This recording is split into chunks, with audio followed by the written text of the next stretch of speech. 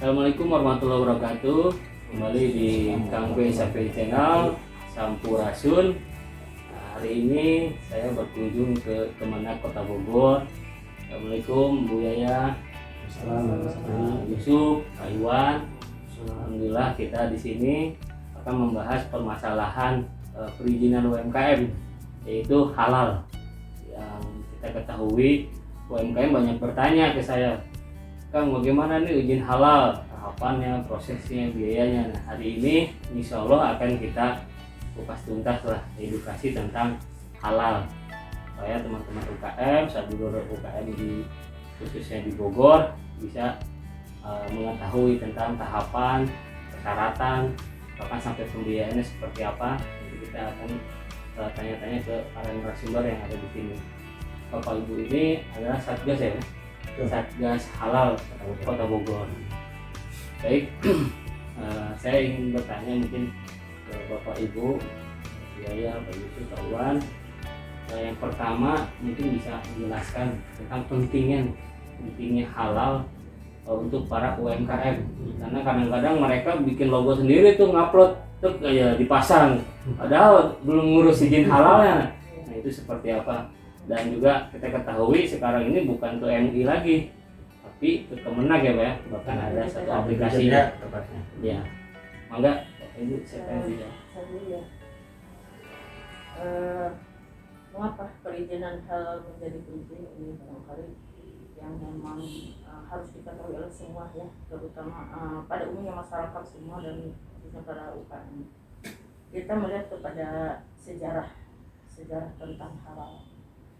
Pada tahun 1989 itu ada seorang peneliti dari Universitas Brawijaya bernama Profesor Trisutanto menemukan adanya turunan babi semacam gelatin atau lemak pada produk makanan dan minuman.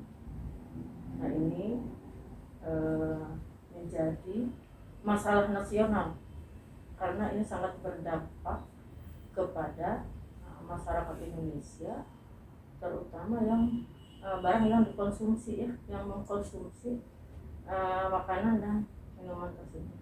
Sehingga dengan ada penemuan ini berdampak kepada dari penjualan produk sampai menurun 20 sampai 30%.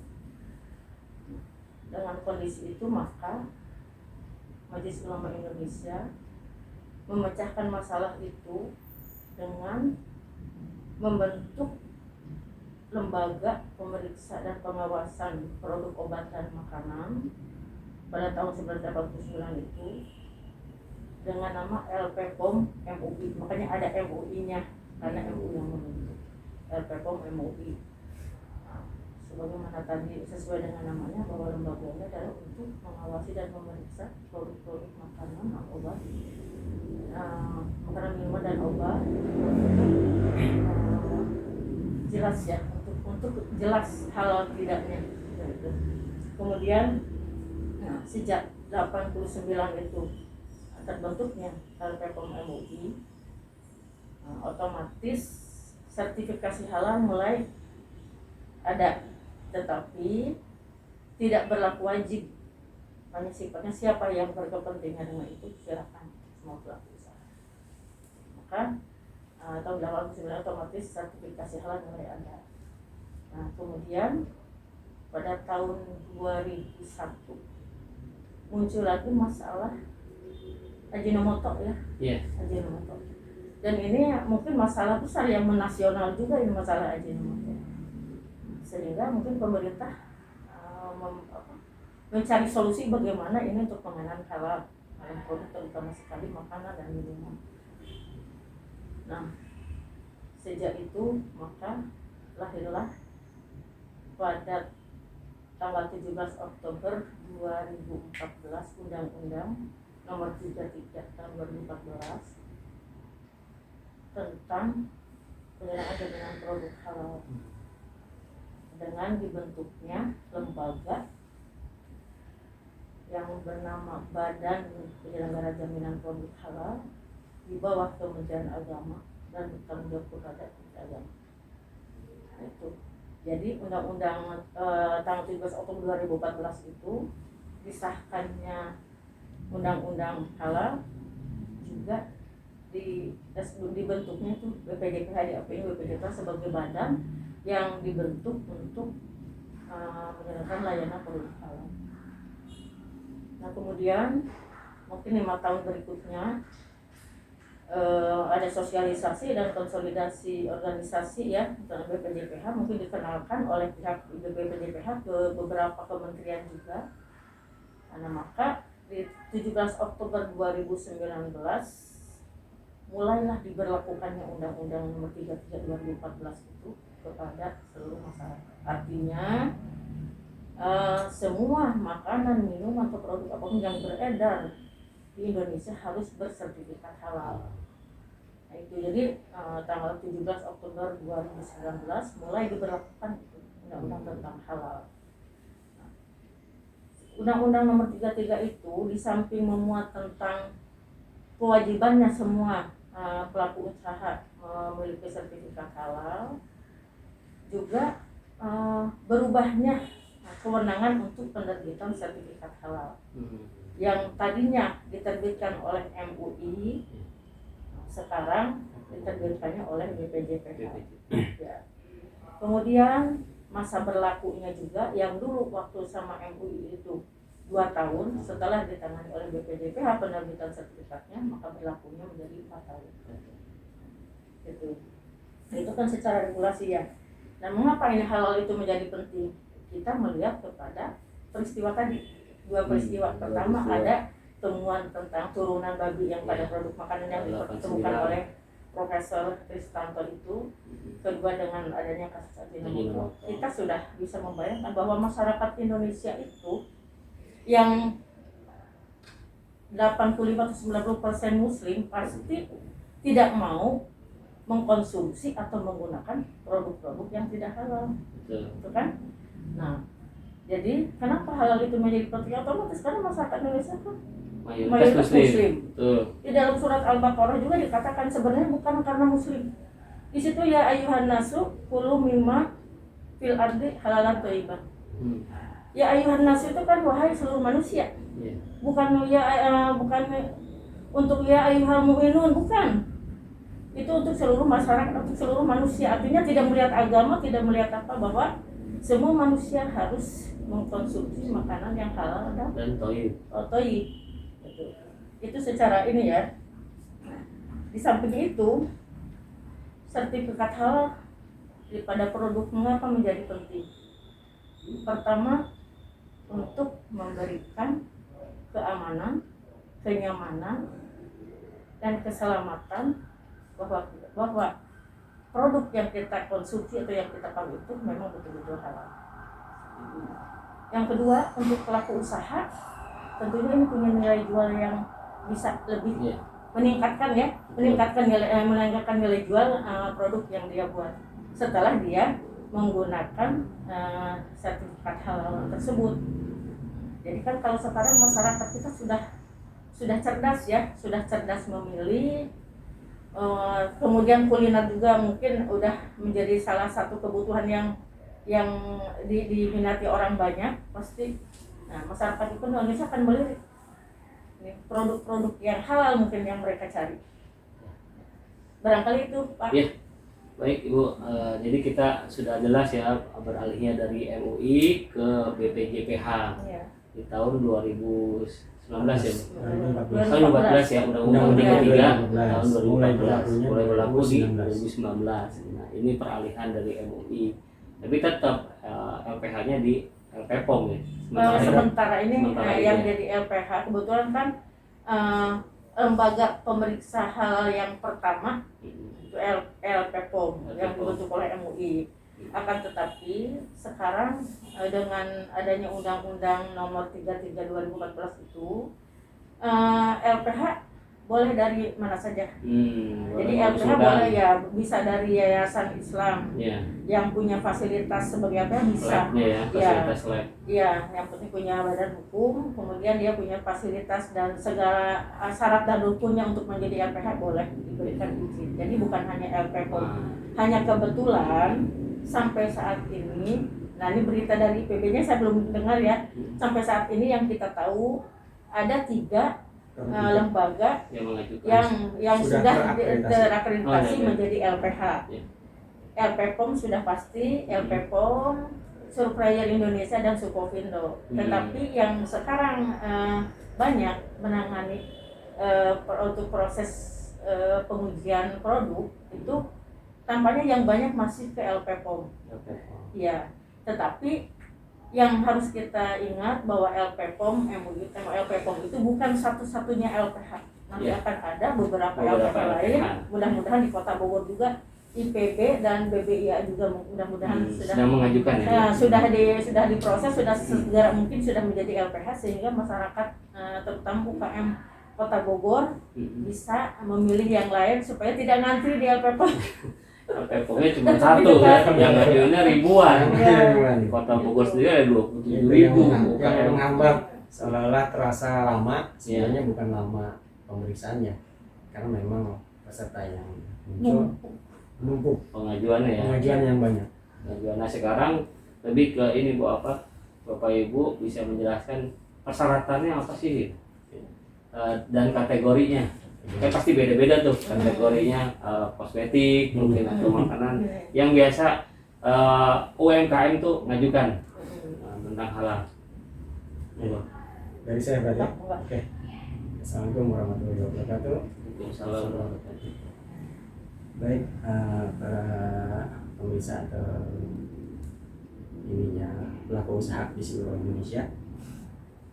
Adapun persyaratan untuk pengajuan sertifikasi halal itu semuanya umum, baik itu kategori rumah makan, produk olahan makanan dan minuman seperti obat dan kosmetik, produk jasa, barang gunaan, dan rumah potong hewan. Itu untuk persyaratan umumnya itu semuanya sama. Di antaranya harus yang pertama adalah surat permohonan. Nah, surat permohonan ini harus diketik langsung oleh pelaku usaha dan ditujukan langsung kepada BPJPH Pusat Jakarta. Dan itu harus diketik, ya, tidak boleh ditulis tangan. Yang kedua, formulir. Formulir bisa diunduh di website kita yang namanya halal.go.id. Silakan pelaku usaha bisa masuk ke website kita. Di situ ada yang namanya info penting. Di situ di dalam info penting itu di sana banyak, mulai dari persyaratan pengajuan sertifikasi halal, tentang bagaimana proses pengajuannya, ada video tutorialnya, ada dasar-dasar hukumnya, aspek legal, situ semuanya komplit. Jadi kalau memang pelaku usaha memang membutuhkan informasinya lebih akurat, bisa masuk ke website kita yang namanya halal.go.id. Jadi di situ untuk format surat permohonannya pun ada di situ. Bisa di-download dan diketik ulang saja. Ya. Dan formatnya tidak boleh harus baku. Nah, karena surat permohonan itu karena satu, jadi harus baku dan tidak boleh bervariasi.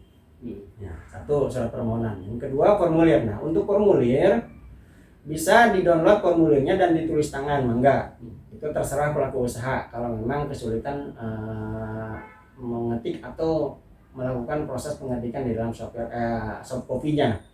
Kan mungkin ada beberapa pelaku usaha yang memang boleh dikatakan kategori yang memang bukan maksudnya merendahkan atau apa, mungkin agak sedikit kurang gaptek istilahnya. Nah, silakan ditulis tangan mangga, tapi kalau emang mau langsung diketik di situ nanti tinggal dikonversi saja menjadi formatnya menjadi PDF. Sebab nanti untuk proses penguploadan itu format semua harus dalam bentuk PDF. Jadi tidak boleh Word, tidak boleh Excel, semuanya harus format dalam PDF. Surat permohonan ya, satu surat permohonan, kedua formulir pendaftaran, ketiga aspek legal. Nah, aspek legal itu yang wajib adalah NIB. Karena untuk surat izin usaha dan sebagainya karena sekarang sudah ditutup, ya, karena cuma satu sekarang adanya di OSS ya, di keluarnya BKPM. Itu jadi seluruh pelaku usaha yang mengajukan pengajuan sertifikasi halal itu wajib memiliki NIB. Itu wajib. Karena kenapa? Karena sekarang itu aplikasi si halal punya kita itu sudah bisa login oleh pelaku usaha masing-masing. Jadi kalau misalnya tidak memiliki NIB, pelaku usaha tidak bisa masuk, tidak bisa lanjut. Jadi harus diurus dulu NIB-nya. Iya. Dan NIB harus dan NIB yang terbaru yang terupdate dengan NIB yang berbasis risiko. Yang sekarang ini ya kan? Nah, ya. Nah itu yang beraspek legal. Yang keempat adalah SK penunjukan penyelia halal. SK penunjukan penyelia halal ini bisa dibuat langsung oleh pelaku usaha, ditunjuk langsung oleh pelaku usaha. Bisa pemilik usaha atau pelaku usaha. Biarpun misalnya pelaku usaha mikro yang memang yang memiliki karyawan sendiri, misalnya sebagai pelaku usahanya, ya dia sebagai karyawannya. Jadi di dalam SK penunjukannya itu dia bisa menunjuk dirinya sendiri sebagai si penyelia halal. Bisa ya. Bisa. Sebagai penyelia dia juga ya. Dia Dia juga. Jadi si pelaku usaha bisa menunjuk dirinya sendiri sebagai penyelia halal. Tapi kalau memang memiliki karyawan yang agak banyak, silakan menunjuk salah satu karyawannya. Tugasnya nanti untuk tugas nanti. Dan penyelia halal itu nggak mesti harus satu. Lebih dari satu tidak apa-apa. Dan untuk syaratnya sendiri memang harus muslim. Harus muslim pasti karena halal ya. Karena harus mengerti tentang syariat Islam. Dan kalau misalnya ada pelaku usaha yang memang non muslim, mohon maaf ya istilahnya wayahna ya harus menunjuk. Menunjuk salah satu misalnya kalau memang tidak memiliki karyawan, misalnya dia sendiri, dia harus menunjuk salah satu misalnya mitra yang menyediakan sarana penyelia halal. Itu mah bisa menggunakan jasa usaha orang lain, atau misalnya sesama pelaku usaha, atau misalnya jasa dari LPH mangga yang memang ada jasanya gitu ya, atau jasa dari organisasi masyarakat yang memang menyediakan jasa penyelia halal, itu boleh. Nah untuk SK penyelia halal itu yang pertama harus ada SK penunjukannya, itu nanti salinannya nggak mesti harus asli ya untuk persyaratan itu. Kedua KTP, ketiga biodata atau riwayat hidup penyelia halal. Keempat itu kalau memang penyelia halal itu sudah bersertifikat. Tapi untuk sampai dengan tahun 2024 memang kita masih memberikan toleransi bahwa penyelia halal yang dimiliki oleh seluruh pelaku usaha itu boleh tidak memiliki sertifikat. Tapi ke depan itu wajib. Karena nanti bakal ada pelatihannya. Ya kan di Binteknya. Nah nanti kerjasamanya tentunya dengan kita, dengan BPJPH. Karena yang mengeluarkan sertifikat itu tetap BPJPH, termasuk auditor. Nah semuanya yang mengeluarkan adalah sertifikatnya adalah BPJPH. Nah itu 4 ya, baru 4 SK penunjukan penyelia halal. Terus daftar produk dan bahan. Daftar produk dan bahan itu harus dibuat. Kalau produknya misalnya produk olahan mulai dari makanan, minuman, itu dibuatkan menunya, daftarnya. Nah, kalau memang produknya banyak silakan sesuai dengan produk yang dimiliki. Kalau misalnya untuk kategori rumah makan dan catering, silakan seluruh menu yang memang dijual atau dijajakan, silakan dibuatkan daftar menunya, berikut daftar pembuatannya. Nah itu untuk daftar bahan dan daftar produk dan bahan. Nah, yang keenam, tadi 5 ya. Yang keenam adalah alur proses semua produk. Kalau misalnya produknya produk olahan ya, untuk produk olahan rumah tangga, baik perusahaan besar maupun mikro. Misalnya produknya banyak, itu satu-satu harus memiliki alur.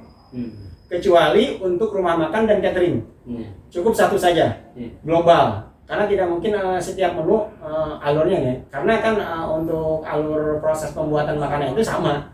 Cuman tergantung ketika mau masak aja, cuman tinggal diubah aja bahannya. Nah, alurnya sama. Ya kan?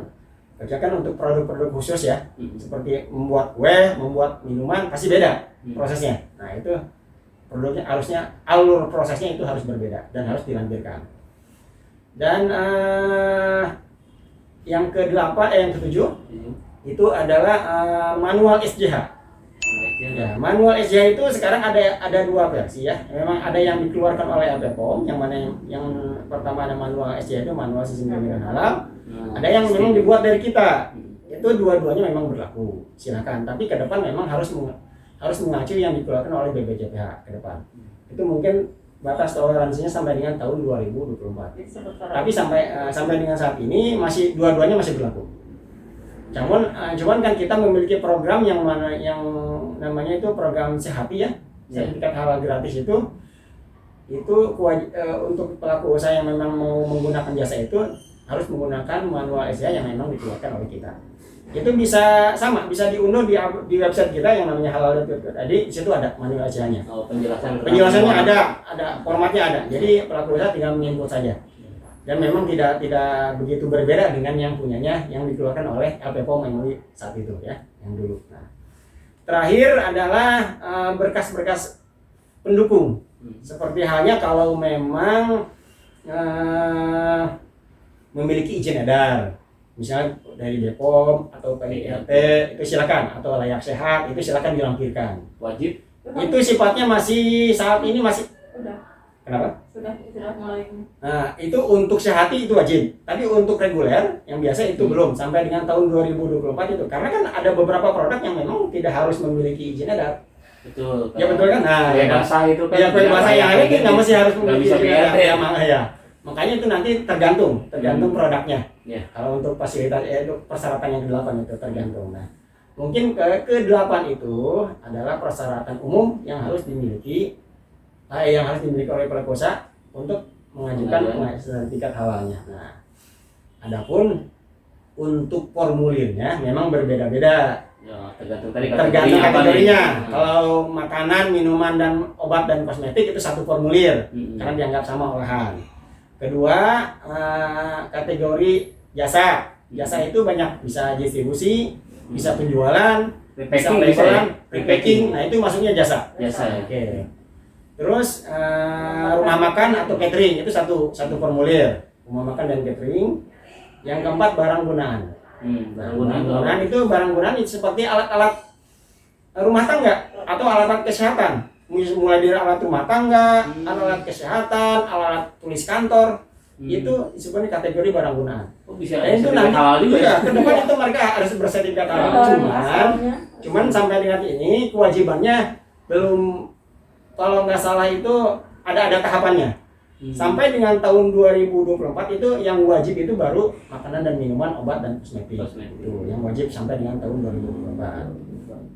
Terus nanti terus menjalar sampai dengan tahun 2026 itu berkesinambungan sampai dengan tahun 2034 kalau nggak salah. Setelah itu untuk barang gunaan ya. Nah itu jadi diutamakan memang untuk barang gunaan yang terbuat dari bahan-bahan yang dari hewan.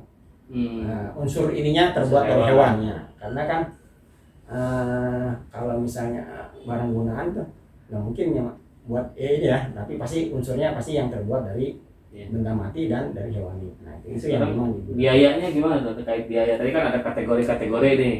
Orang UKM kan kadang-kadang berpikir kan, wah ngurus halal mahal nih. Bukan di Kemendak ya. Kalau kita ketahui coba mungkin dijelaskan biayanya seperti apa. Kalau biaya kita sudah terbit memang ya dari Menteri Keuangan, Keputusan Menteri Keuangan nomor 57 2021 per 4 Juni 2021. Nah, kalau dari dulu kan kita menunggu keputusan Menteri Keuangan.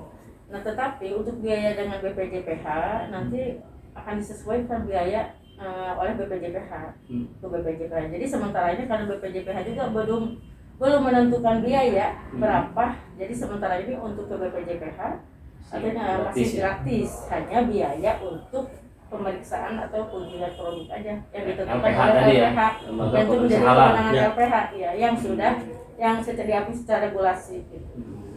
Biasanya berapa tuh yang kalau kita UMKM anggaplah kue kering lah gitu. Oke, untuk biaya walaupun setelah hadirnya Peraturan Menteri Keuangan nomor 57 PMK nomor 5 tahun 2021 yang baru itu masih kategorinya umum, masih global, belum menjurus apakah ini untuk usaha mikro sampai dengan besar. Karena di situ juga masih memerlukan turunan-turunan untuk apakah ini harus dilapis atau tidak. Nah, jadi sampai dengan saat ini dengan masih menunggu ketetapan harga yang dikeluarkan oleh BPJPH. Jadi untuk pendaftaran sertifikat halal dari mulai daftar sampai dengan nanti diterimanya sertifikat halal kepada pelaku usaha di BPJPH itu masih Rp0. Nah, untuk biaya auditnya itu yang akan dibebankan kepada pelaku usaha. Nah, tentunya itu tinggal tergantung LPH yang dipilih oleh pelaku usaha. Mana LPH? Nah, di sini kebetulan ada 3 LPH, ada LPPOM, Sucopindo dan Surveyor Indonesia. Yang memang agak familiar adalah LP POM. Yang kita tahu ada beberapa pengusaha yang memang sudah bilang ke kita ada walaupun dari pelaku usaha dan memang kita juga dapat info dari LP POM langsung, tentunya LP POM provinsi ya, bukan LP POM pusat. LP POM provinsi itu untuk satu produk tanpa turunan, tanpa varian itu di angka minimal di 2.750. 2.750 untuk satu produk tanpa varian. Nah, kalau tadi variannya banyak. Nah, kalau variannya banyak, ya itu tinggal mungkin ada istilahnya kena cas per varian, karena kan mungkin ada penambahan bahan yang diakibatkan karena varian itu. Betul. Jadi otomatis ada iya betul. Kalau bahan baku yang pertamanya kan di angka 2.750 karena ada dia memiliki varian yang ini banyak, jadi per variannya itu nanti kena cas, kena harga. Nah itu tergantung nanti karena yang menilai adalah LPH. Nah, bukan kita. Nanti mungkin ada suatu pelaku usaha yang datang ke kita sama-sama produk olahan misalnya makanan. Tapi ketika daftar ke LP POM harganya berbeda. Mereka ada yang cukup 2.750 bayarnya, ada yang sampai 3 juta melebihi karena dia memiliki varian. Nah, itu tadi. Nah, adapun untuk catering memang kan tergantung menunya banyak menunya. Semakin banyak menu otomatis semakin besar harganya. Ya. Tapi gambaran yang sudah datang, kita ada beberapa dua catering yang sudah keluar sertifikatnya. Kemudian memang sudah ada yang dua. Itu mereka di kisaran di angka 3.800.000 sampai dengan di 5 juta. Untuk catering ya? Ya, untuk catering. Karena memang menunya yang banyak, tergantung.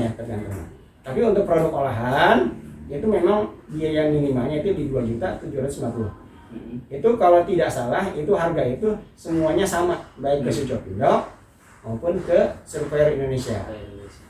Nah, cuman kelebihannya kalau ke LP POM, karena LP POM miliknya MUI, biaya itu sudah include dengan biaya fatwa. Sucopindo kan belum, mereka kan cuman biaya audit aja. Nah, ketika biaya fatwanya kan harus ke MUI. Nah, ini nanti apakah terpisah atau tidak? Nah, sekarang gitu. Tahapannya, tadi kan ada fatwa nih, ada LPH. Nah, tahapannya seperti apa nih? Kadang-kadang kan UKM, wah lama nih bikin halal, bisa tahunan. Nah, mungkin bisa dijelaskan. Oke. Tahapan untuk pengajuan sertifikat halal, karena ini baru, jadi biarpun yang dulu pelaku usaha sudah memiliki sertifikat halal lama, itu ketika sudah berubah menjadi BPJP itu semuanya baru. Karena yang disebut pembaruan di sini adalah sertifikat yang memang dikeluarkan oleh BPJP. Jadi kalau memang ada pelaku usaha, kita mau perpanjangan Pak. Nah itu sertifikatnya sertifikat lama, jadi dianggap semuanya baru. Jadi semua sebenarnya oke.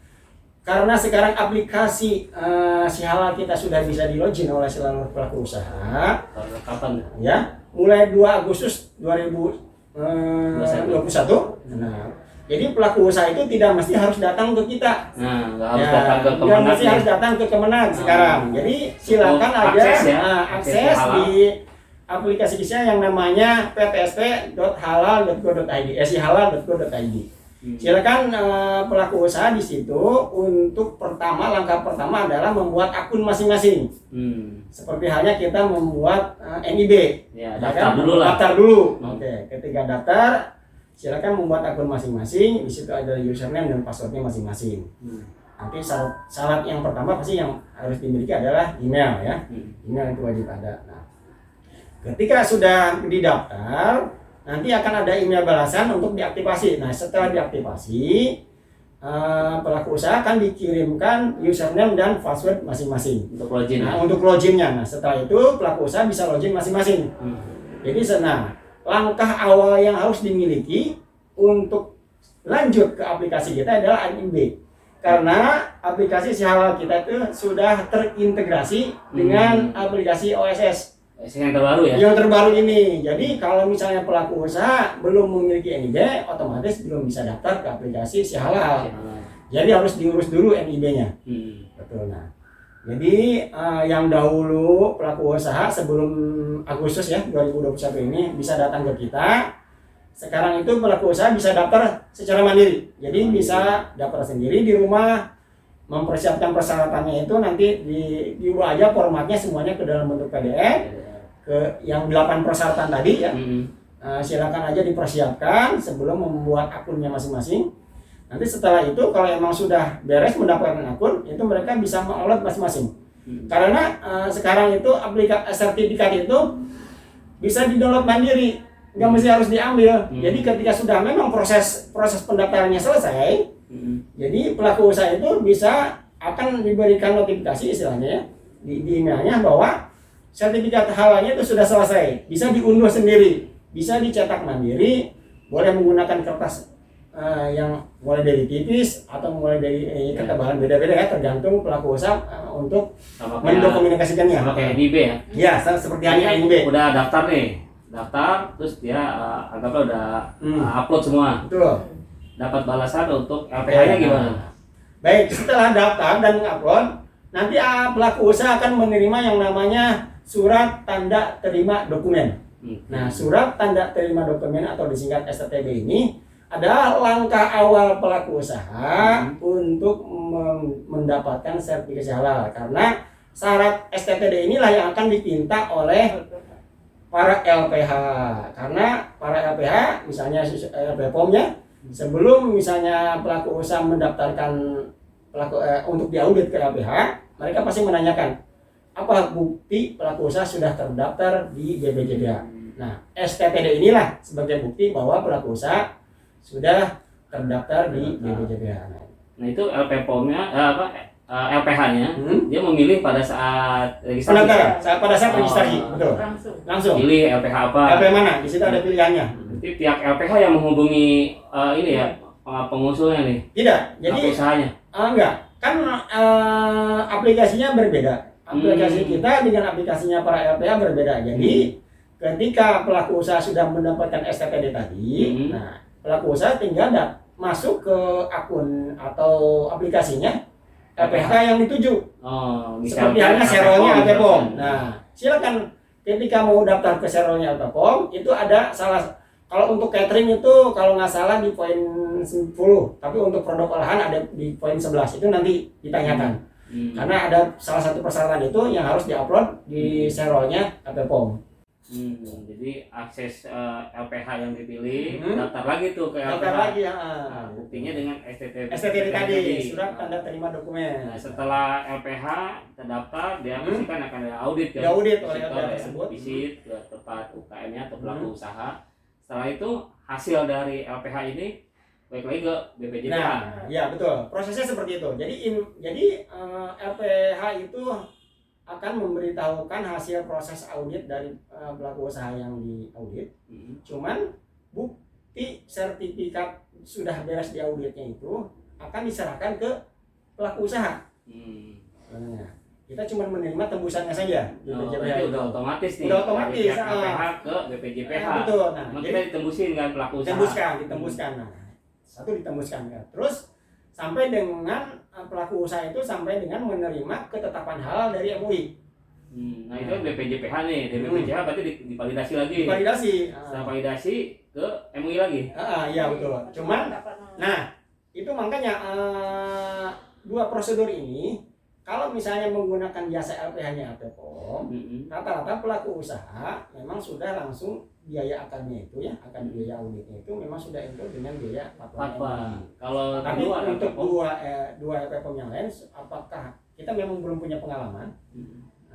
Memang pelaku usaha juga belum pernah ada yang mencoba untuk dapat di situ. Tapi syukur-syukur sih, kita sih berharap dua lembaga itu, dua LPH yang tadi memang sudah punya kerjasama dengan MUI agar pelaku usaha tidak harus bolak-balik ketika dapat dari LPH yang dituju, mereka harus datang lagi ke MUI-nya. Padahal kan MUI cuma mengeluarkan fatwanya saja.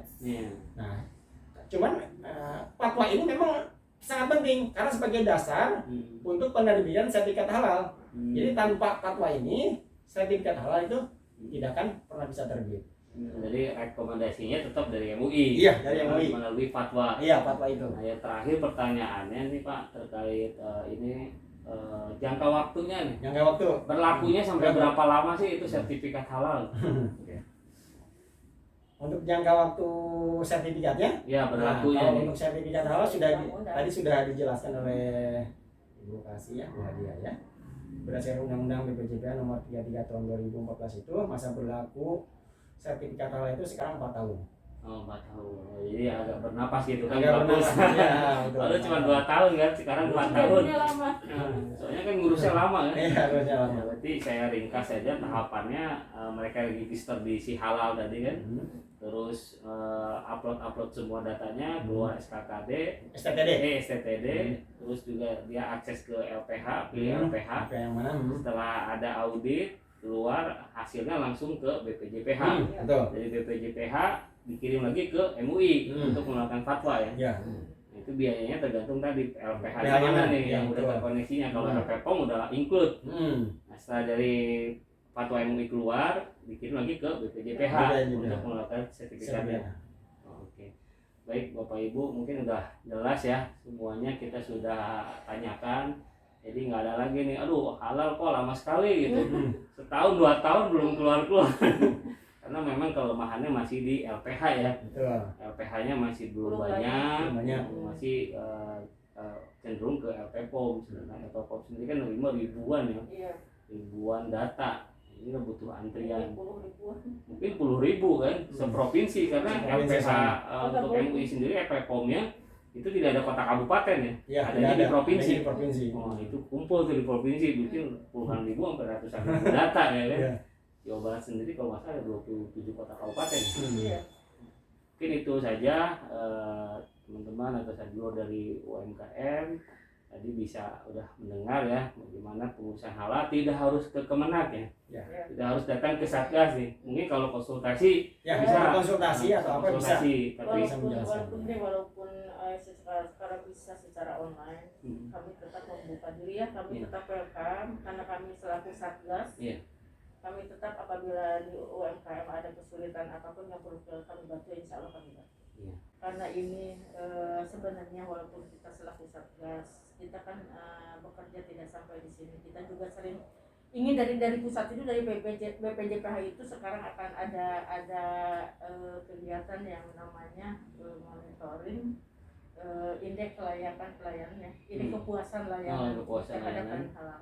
Karena itu karena Bapak selaku ya pembina dan juga pendamping koordinator juga untuk para UKM, saya selaku Satgas ingin berpesan juga apabila ada UKM yang sudah menerima sertifikat, Ya. kami juga ingin kerjasamanya, ingin ada data Pak ke kita, jadi kita juga nanti untuk mengevaluasi kinerja di Satgas juga kita supaya kedepannya lebih baik lagi. Oh, siap. Karena selama ini kita kan tidak tercover ya data, Tidak ada tembusan ya? belum ke ini. Ya jadi mungkin barangkali nanti kalau Bapak kan sering ketemu Ya. dengan UKM yang kebetulan nanti ada yang kebetulan juga yang memang sudah menerima Memang bisa ditelusuri, tapi memang bisa ditelusuri. Cuman kan kita karena kita dengan koperasi dengan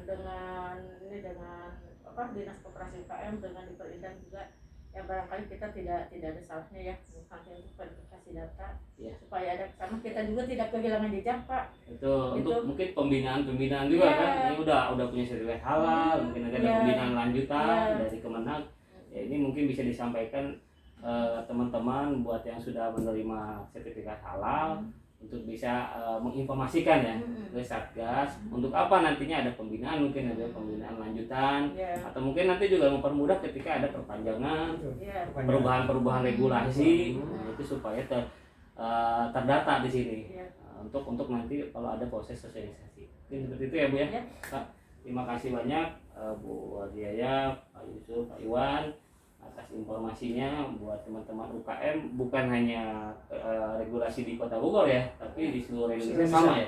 Seluruh Indonesia, jadi bisa dipakai buat yang nonton KMV Channel di seluruh Indonesia juga bisa menggunakan informasi ini sebagai acuan untuk pengurusan halal. Itu saya, terima kasih. Jangan lupa yang belum subscribe KMV Channel dan like and comment. Kalau ada pertanyaan bisa di kolom komentar. Itu saya, terima kasih. Assalamualaikum warahmatullahi wabarakatuh.